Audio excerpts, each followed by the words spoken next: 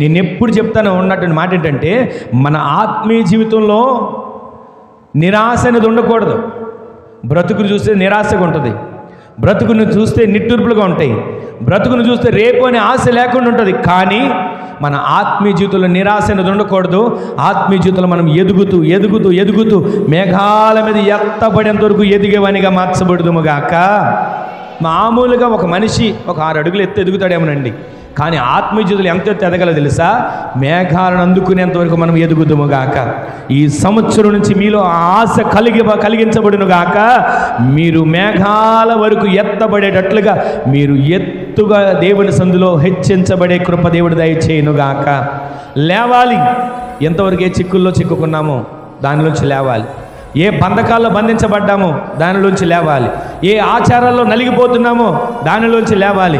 ఏ రకమైనటువంటి మనసులో ఒకదాన్ని స్థిరపరచుకుని దానిలో ఉన్నామో దానిలోంచి మనం లేవగలిగితే ఆయన ఈ దినం ఈ సంవత్సరం మనకి ఇచ్చిన ప్రతి వాగ్దానాలన్నిటినీ ఆయన నెరవేర్చునుగాక.